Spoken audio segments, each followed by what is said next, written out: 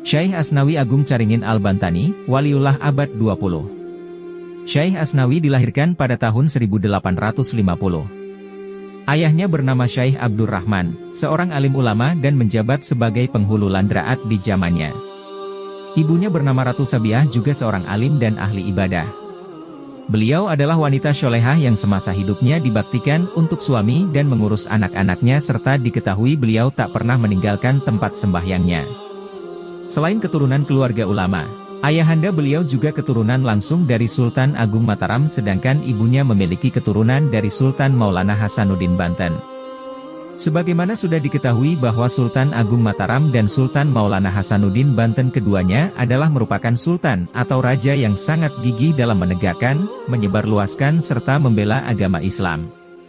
Baik di Pulau Jawa dan Nusantara bahkan lintas dunia. Begitupun dengan Syekh Asnawi, seorang ulama besar yang berpredikat waliullah yang juga memiliki hawarikul, adah yang amat besar. Bahkan Presiden Republik Indonesia era reformasi yaitu K. Haji Abdurrahman Wahid, Gus Dur, dalam suatu kunjungan kerja ke Banten. Beliau berkata di hadapan para menteri, petinggi pemerintah Provinsi Banten, tokoh serta masyarakat Banten bahwa Syekh Asnawi adalah seorang waliullah terakhir di Indonesia. Perkataan itu beliau dengar sendiri dari kakeknya K. Haji Hashim Asy'ari, tokoh pendiri Jam'iyah Nahdlatul Ulama. Beliau merupakan teman belajar Syekh Asnawi ketika di Mekah yang juga sangat gigih dalam memperjuangkan syariat Islam yang kafah.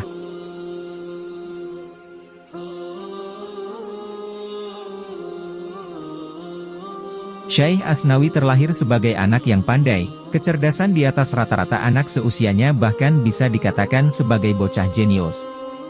Ayahnya sangat menyayanginya dan menaruh harapan yang besar agar putranya kelak menjadi seorang yang saleh dan pemimpin umat.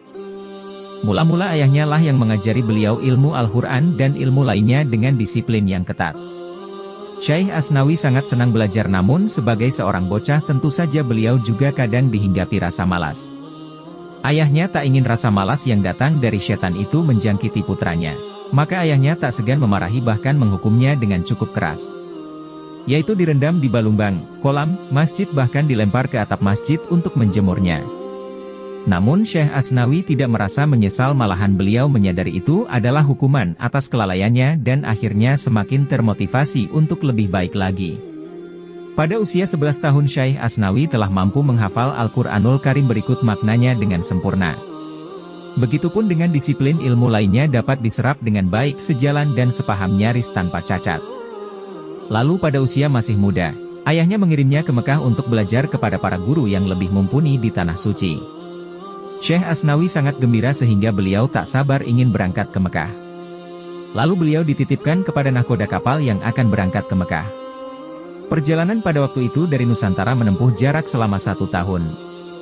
Gurunya di Mekah adalah seorang alim ulama ahli Al-Quran yang bernama Syekh Hasabullah Al-Ma. Juga berguru kepada Syekh Ahmad Hatib As-Sambasi, seorang ulama besar yang berasal dari Kalimantan di bidang tasawuf, Tarekat Qadariyah wa Naqsabandiyah. Setelah Syekh As-Sambasi wafat kemudian diteruskan kepada Syekh Abdul Karim At-Tanara. Selanjutnya kepada seorang imam yang berasal dari Banten yaitu Syekh Nawawi Al-Bantani. Di sana beliau belajar bersama murid-murid dari Nusantara. Di antaranya adalah K. Haji T.B. M. Wasi, yang kelak menjadi besan Syekh Asnawi karena putra beliau K. Haji T.B. Ahmad Chatib menikah dengan putri Syekh Asnawi yaitu Ratu Iyot Hasanah.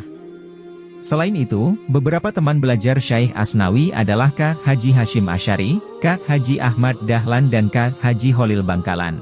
Kurang lebih selama 6 tahun beliau belajar di Tanah Suci. Kemudian datang kabar duka yang mengabarkan bahwa ayahandanya telah berpulang ke rahmatullah serta beliau diharapkan pulang. Maka dengan berat hati beliau berpamitan kepada guru dan teman-temannya untuk kembali pulang ke tanah air. Setelah kembali ke tanah air, Syekh Asnawi mulai berdakwah kepada masyarakat. Sementara itu masyarakat di daerahnya dan sekitarnya masih banyak yang melakukan perbuatan maksiat secara terang-terangan. Syekh Asnawi menilai bahwa selain kebodohan, jahiliyah, masyarakat setempat dan rapuhnya sendi keimanan di dada mereka. Mereka juga terpengaruh oleh gerakan politik pihak Belanda yang berusaha menciptakan suasana hierarki, chaos di segala bidang kehidupan masyarakat sehingga tindak kesewenang-wenangan, suap, perjudian, pelacuran, mabuk, mabukan, penjarahan dan pembunuhan serta berbagai bentuk kemungkaran merajalela tak terbendung. Syekh Asnawi walaupun sudah syarat ilmu namun beliau masih muda. Beliau pun menyadari dan akhirnya beliau sering berdiskusi dengan para alim ulama yang tersebar di seluruh negeri. Kemudian beliau menikah pada usia 20 tahun dengan Ratu Halimah, putri seorang pejabat Kabupaten Banten Kulon, Caringin, yaitu Patih Rasina.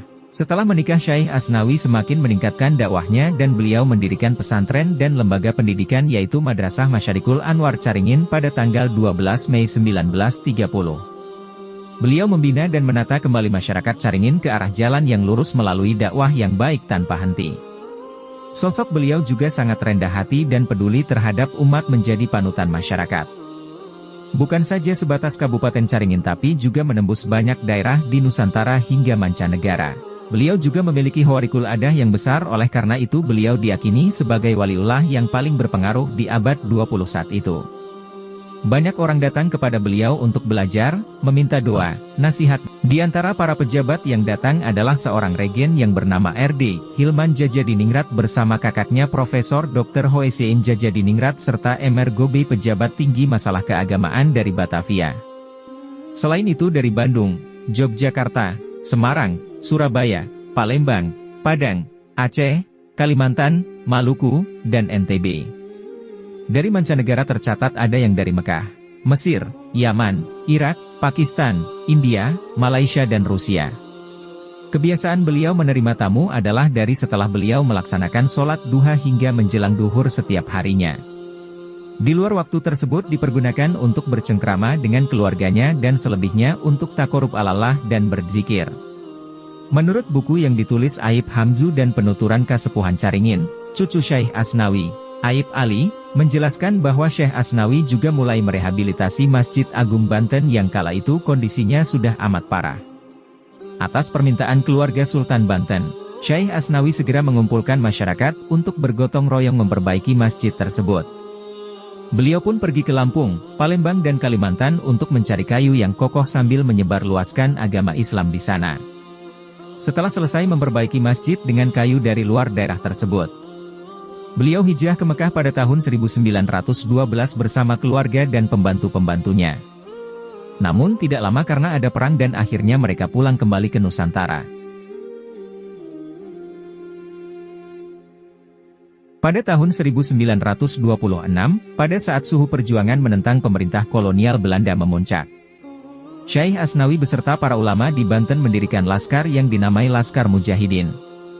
Syekh Asnawi melakukan sabotase dan menyerbu kantor pos telepon dan telegraf, PTT, di Jakarta dan mengobrak-abrik peralatan serta memutuskan kabel telepon sehingga komunikasi ke Banten menjadi terhenti. Syekh Asnawi menganggap bahwa alat komunikasi ini memang harus segera dimusnahkan demi kepentingan dan strategi perjuangan dalam melancarkan perlawanan terhadap pemerintahan kolonial Belanda yang semakin hari semakin semena-mena terhadap rakyat.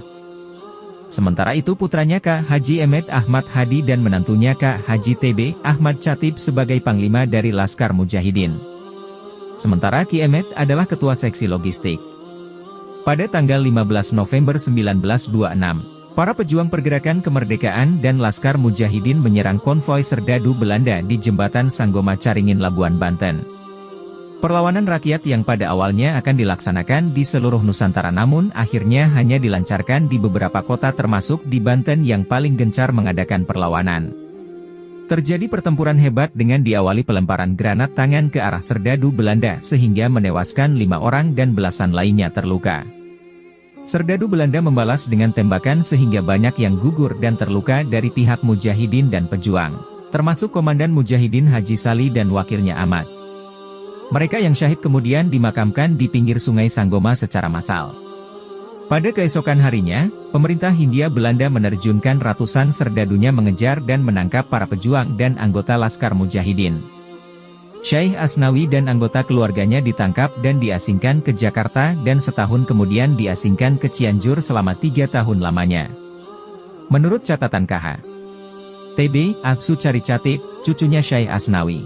Konon Ki Catib menantunya dan putranya Ki Emed tertangkap setelah Belanda mengancam akan membantai warga dan membakar rumah mereka. Kemudian atas perintah Syekh Asnawi, para pejuang akhirnya keluar dari persembunyiannya. Jadi Belanda berhasil menangkap mereka karena pemerintah kolonial itu mengancam rakyat. Sedangkan menurut Michael Williams dalam bukunya, Palu Arit dan Bulan Sabit, mengatakan ada 99 orang yang ditangkap Belanda dan dibuang ke Digul Irian Barat. Sedangkan wakil panglima yaitu Ki Mukri Karobohong berhasil meloloskan diri ke Mekah. Perlawanan para ulama dan rakyat yang disebut oleh pemerintah kolonial Belanda sebagai pemberontakan ini, sangat menyusahkan pemerintah Belanda. Sebab pimpinannya adalah seorang ulama yang paling berpengaruh di abad 20 yaitu Syekh Asnawi Caringin Al-Bantani.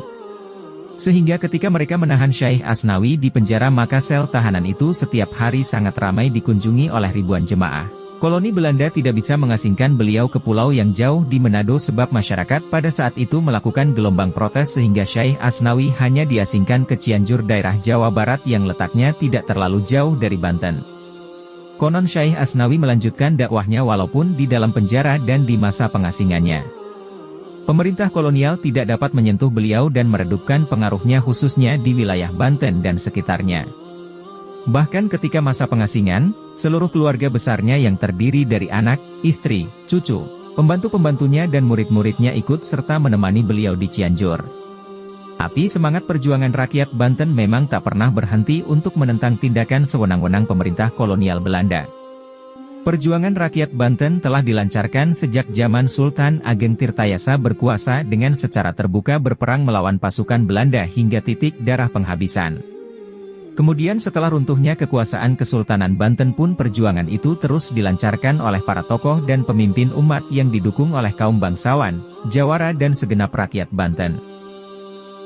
Peninggalan Syekh Asnawi yang masih dapat dilihat dan dirasakan manfaatnya hingga hari ini adalah sebuah Masjid Agung Caringin dan Madrasah Masyarikul Anwar yang terletak di Kampung Caringin Kecamatan Labuan. Kemudian pada hari Rabu pagi tahun 1937, saat itu Syekh Asnawi tengah melakukan sholat duha, saat itu pula Allah Subhanahu wa Ta'ala memanggil hambanya itu pulang ke haribaannya. Semoga informasi ini bermanfaat. Jangan lupa subscribe, like dan share atau bagikan, supaya orang lain juga tahu apa yang kita tahu. Terima kasih sudah mampir di channel ini. Ana Sabit. Sampai jumpa di lain waktu. Wassalam.